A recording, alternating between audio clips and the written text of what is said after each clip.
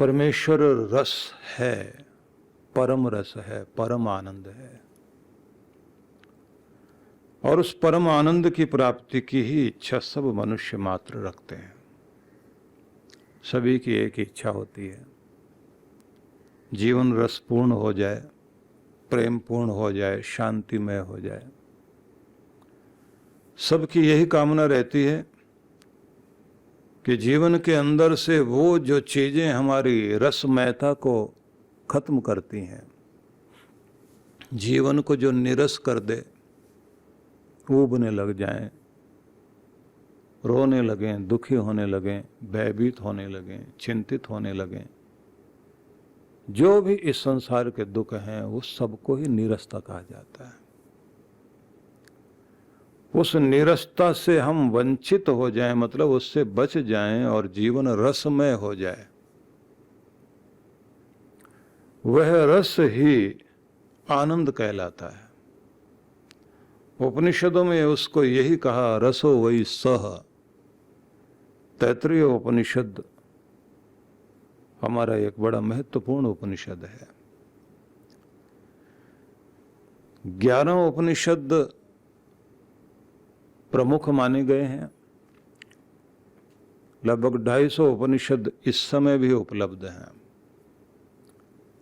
लेकिन जिसमें हम ईश, केन, कठ, मुंडक, मांडुक्य, ऐत्रेय, तैत्तिरीय, श्वेता, श्वेतर, बृहदारण्यक और छांदोग्य, ये जो 11 उपनिषद हैं,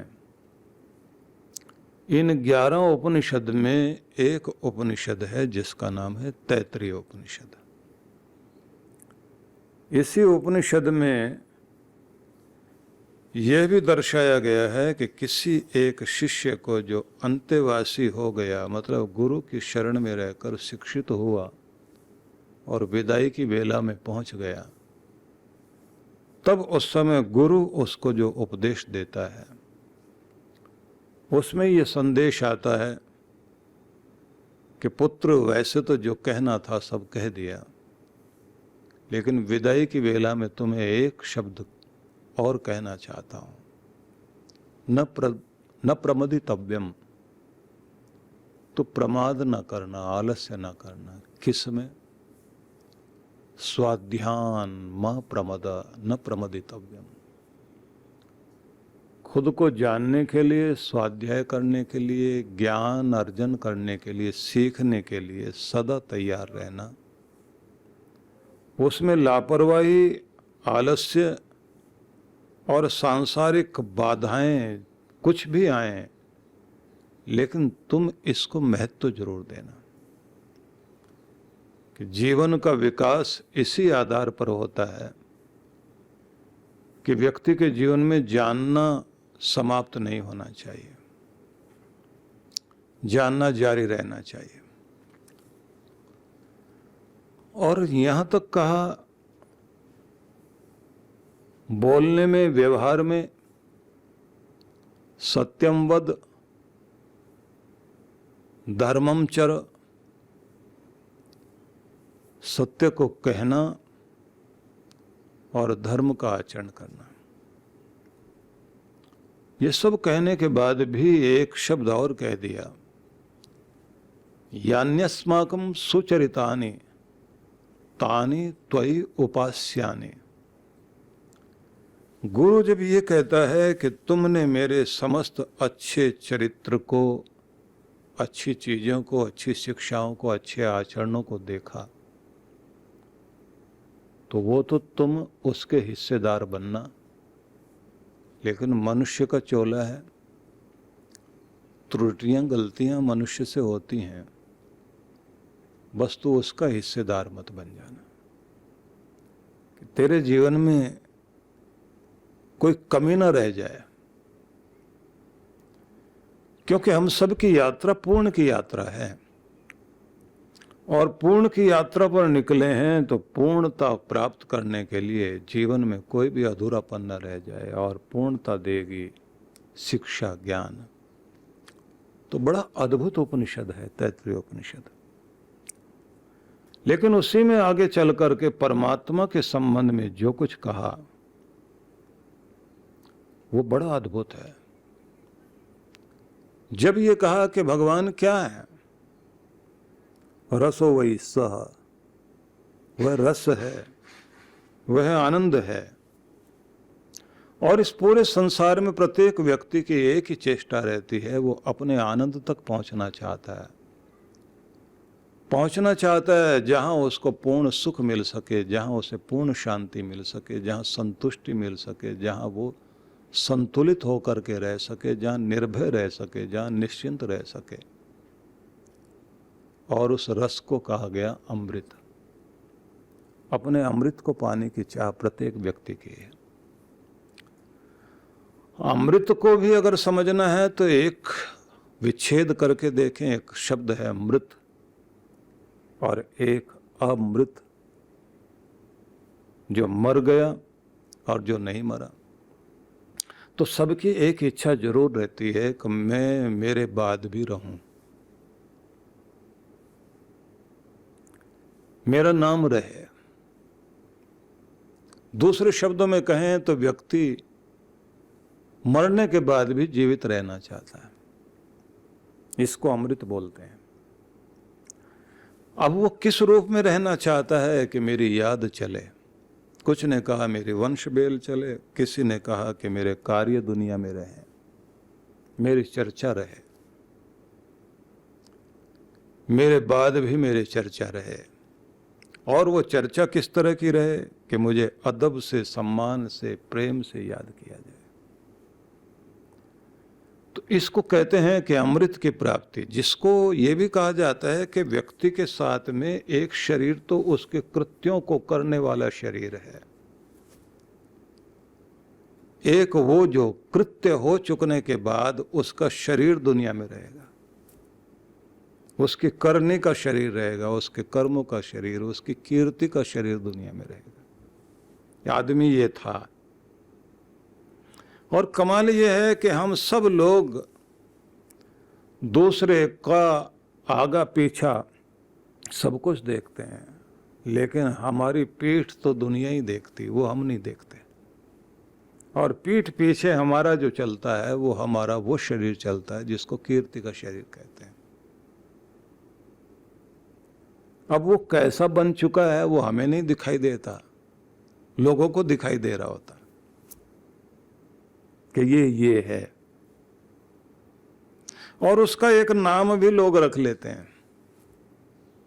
कोई कहता है बहुत सरल व्यक्ति है, भला आदमी है। दूसरा कहता है बहुत दब्बू आदमी है, डरपोक आदमी है।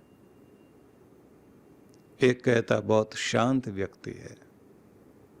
दूसरा भोला कह करके मूर्ख बता देगा, भोला आदमी है। भोला मतलब मूर्ख है। तो बहुत तरह से आपका आकलन होता है, लेकिन फिर भी लोग कहते हैं कुछ भी कहो आदमी है अच्छा। बस जब ये कहते हैं कुछ भी कहो, ये भी सुन लिया वो भी सुन लिया, लेकिन सारा सुनने के बाद सार ये निकला है अच्छा आदमी। बस वो शरीर पीछे पीछे चलता है, तो ये अमृत है। लेकिन कहते हैं बस इसको भी अमृत मत कहना। अमृत वो है कि जो देह यहां छूट जाए और आत्मा जा रही है, और आत्मा के साथ साथ मरा नहीं है, आपके दुखों को दूर करने के लिए आपके साथ खड़ा होता है। धर्मराज जब शरीर छोड़ करके, कहते तो हैं सदेह गए थे स्वर्ग के लिए, और रथ लेने के लिए आया था उनको। तो जब स्वर्ग में पहुंच गए तो उनको आवाज सुनाई दी दुर्योधन की, रोता हुआ, चीखता हुआ। उस आवाज को तो वो कभी भूल नहीं सकते थे। अब वो पूछते हैं कोई मेरा भाई यहां रो रहा है। द्वारपाल कहता है आपका वही भाई जिसने आपको पूरे जीवन भर दुखी किया था, वही है। क्यों रो रहा है वो? बोले नरक में है ना। नरक तो जगह ही वो है जो हर पल रुलाता है। और अगर शरीर रोते रोते तड़पते तड़पते खत्म भी हो जाए, मतलब वहां भी एक शरीर, सूक्ष्म शरीर दिया जाता है दुख भोगने के लिए। और अगर वो मिटने लग जाए दुख भोगते भोगते, दोबारा फिर जिंदा करके फिर पीड़ा दी जाती है। अगर उसके टुकड़े टुकड़े भी करके उसको कढ़ाई में डाला जा रहा है तो उसके बाद में फिर निकाल करके फिर वो शरीर बनाया जाएगा, फिर अगली पीड़ा के लिए उसको भेजा जाएगा। जितनी पीड़ाएं बांटी थी पूरी दुनिया में, जितना दर्द तुमने बांटा था, इसलिए गरुड़ पुराण में बड़ी अजीब तरह से कहानियां लिखी हैं कि किस तरह से व्यक्ति उन दुखों के अंदर उसे रहना पड़ता है और कितने समय तक रहना पड़ता है।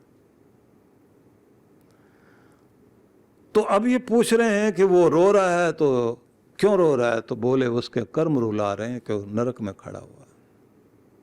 और फिर द्वारपाल कहता है कि आप चलिए, आपके लिए तो स्वर्ग है। अब धर्मराज कहते हैं क्या बताऊं, अपनों का दुख देख करके कोई स्वर्ग भी मिलता हो तो उस स्वर्ग में भी वो स्वर्ग का सुख नहीं मिलेगा, मुझे पीड़ा पहुंचती रहेगी। मुझे मेरे भाई के पास लेके चलो। अब उनको लेके चले, नरक के पास जाके खड़े हो गए। अब ये कहते हैं नहीं, मुझे तो अंदर ले चलो। महाराज आप अंदर जा नहीं सकते। अच्छा, द्वार पर खड़ा कर दो, मैं अपने दुर्योधन को देख तो लूं। द्वारपाल कहता महाराज ये इस तरह की करुणा करने से आप उस दुनिया में भी दुखी हुए थे, यहां भी दुखी हो जाओगे, तो उतनी दया करो ना जितनी जरूरी है।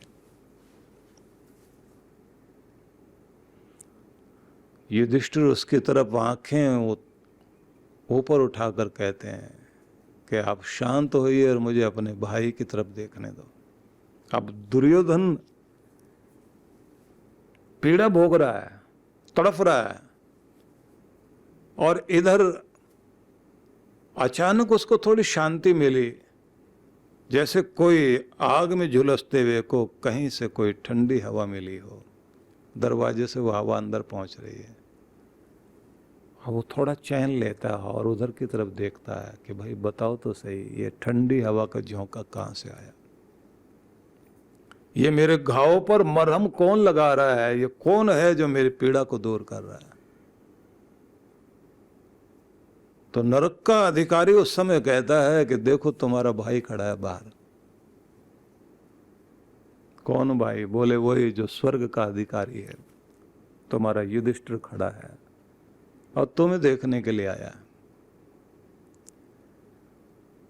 तो ये जो ठंडी हवा आ रही है, जो चैन दे रही है, उसके अंदर से आ रही? बोले हाँ, उसके अंदर से आ रही। उसमें ऐसा क्या है जो आ रहा है? बोले उसके पुण्यों का प्रभाव है। उसको नरक के द्वार पे खड़ा कर दिया गया, लेकिन नरक नहीं छू रहा उसको, बल्कि उसका स्वर्ग उसके साथ चल रहा है और उसके अंदर की शांति और उसका आनंद वो आप तक पहुंच रहा है। दुर्योधन कहता अगर मुझे पता होता कि इतनी बड़ी दौलत होती है पुण्य, तो फिर मैं इसी को इकट्ठा करता। और फिर उसने युधिष्ठिर की तरफ कहा, हे धर्मराज भाई, थोड़ी देर और खड़े हो जाओ, यहां कोई नहीं है मुझे बचाने वाला, चैन देने वाला, लेकिन तू आके खड़ा हुआ है ना, तो जैसे मेरा रक्षक आ गया। और उसके बाद कहते हैं कि दृश्य बदल गया और उनको लेकर गए कि धर्मराज आप चलिए, नहीं तो आप जहां खड़े होंगे वही स्वर्ग बन जाएगा, क्योंकि तुम्हारे पुण्य ही तुम्हारे लिए स्वर्ग हैं। धर्मात्मा जहां खड़ा है वहां उसका स्वर्ग है, और वो नरक को भी स्वर्ग बना रहा होता है। अब युधिष्ठिर जी को ले जाके स्वर्ग में खड़ा किया गया, और इतनी देर में कहते हैं कि इंद्र महाराज आए। उन्होंने आकर उनकी प्रशंसा की और कहा, महाराज युधिष्ठिर, आपको जो दया आई ना और आप जाकर के नरक के दरवाजे पर खड़े हो गए, वो दया भी एक कारण था। नरक के दरवाजे पर वहां से कुछ न कुछ गर्म हवा तो आपको भी लगी है ना। भले ही आपके पुण्य आपके सामने कवच बन के खड़े थे, पर आप वहां जाके खड़े हुए क्यों? क्योंकि आपके मुंह से भी आधा झूठ निकला था, आधा सत्य निकला था जब युद्ध चल रहा था। वो जो आपने आधा उस समय बोला था वही आपको नरक के दरवाजे तक तो ले आया महाराज। कि इस दुनिया में आदमी का किया हुआ कभी न कभी किसी न किसी रूप में उसको अगर स्वर्ग देता है तो वो कर्म ही देगा, और नरक देता है तो वो भी कर्म ही देता है। यही व्यक्ति के साथ चलता है। तो इसलिए बात ध्यान रख लीजिए कि अमृत शब्द कहने का मतलब भी ये है कि आपके साथ वह कीर्ति चलती, वो पुण्य चलता है जो आपने कमाया है। तो परमात्मा को कहा अमृत है वो, अमृत रस है वह, परम रस है वह। रसो वै सह रसम ही एव अयम लब्ध्वा आनंदी भवति। ये मनुष्य जब आनंद से भरता है, जब कोई बहुत खुश होता है, तो इसका मतलब है उसकी जिंदगी में वो रस आया है जो परमात्मा ने भेजा है। नहीं तो इस दुनिया में किसी की जिंदगी में रस न रह जाए, आनंद न रह जाए। और फिर कहा यदेश आकाश आनंदो न स्यात् को ही एव अन्यात् कह प्राण्यात्। फिर कौन प्राणी इस दुनिया में सांस ले सकेगा और कौन जीवन जी सकेगा?